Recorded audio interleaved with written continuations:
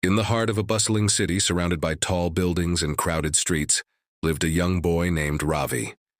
His home was a small single-room hut in a crowded slum behind a busy market. His father pulled a rickshaw all day, and his mother worked as a maid in nearby apartments.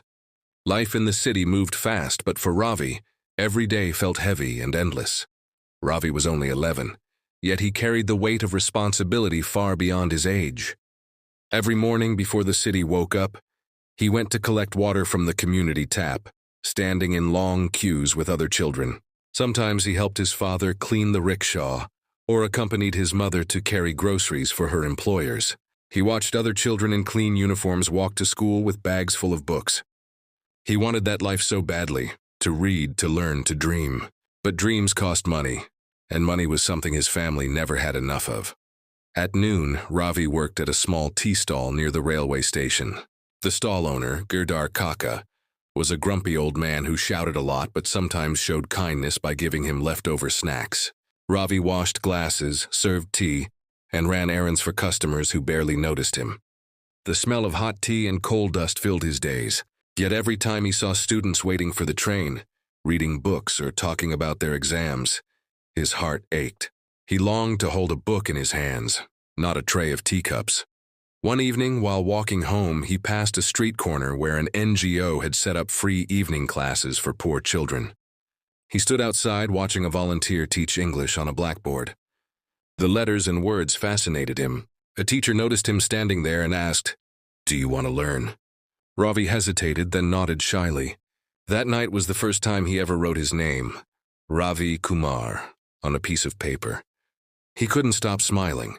From then on, Ravi worked at the tea stall in the day and attended evening classes after work. His parents were proud but worried. "You're already tired, Beta," his mother said. "You'll fall sick." But Ravi replied softly, "If I study now, one day I won't have to work like this." Days turned into months. The city's chaos never slowed down, but Ravi began to change quietly within it. He learned to read, write, and count money properly. He began dreaming bigger, not just to survive, but to rise. Though his hands were rough and his clothes were torn, his mind had begun to shine with hope. The city that once crushed his spirit was now the same city that taught him to fight for his dreams. Ravi was still poor, still struggling, but deep inside, a new fire had been lit.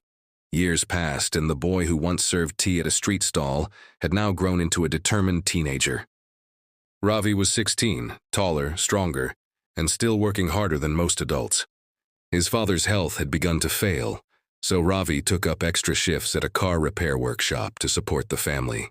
He worked long hours, often covered in grease and sweat. Yet every evening, no matter how tired he was, he attended his free night classes. The city never made things easy. There were days when he couldn't afford dinner, days when his shoes had holes, and nights when the power went out and he studied by candlelight.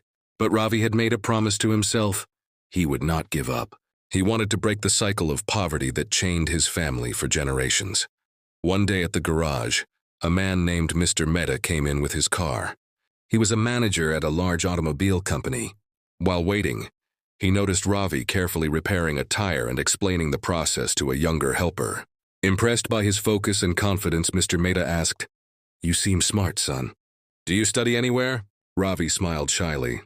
"Yes, sir. I go to night school." Mr. Mehta was surprised. He started talking to Ravi often whenever he came to the garage. Over time, he realized the boy had genuine talent and curiosity.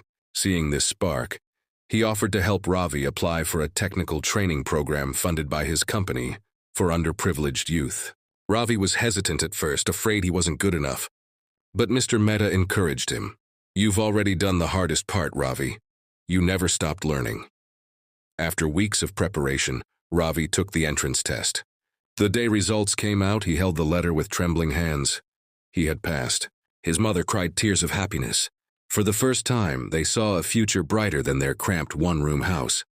Training was tough.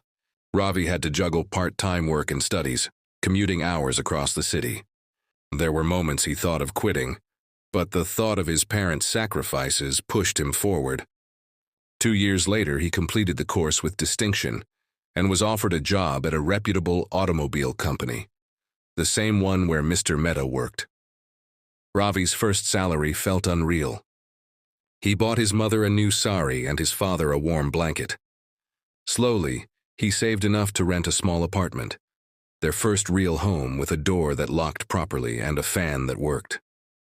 Years later, Ravi started an initiative to teach slum children basic skills and provide free tuition, just like he once received. Standing before those eager young faces, he often said, "I was once like you. Don't let the noise of the city drown your dreams. If you keep walking, you'll find your way." Ravi's journey from the crowded slums to a respected engineer became an inspiration across the city, a living reminder that poverty is not permanent, but perseverance can turn even the harshest life into a story of triumph.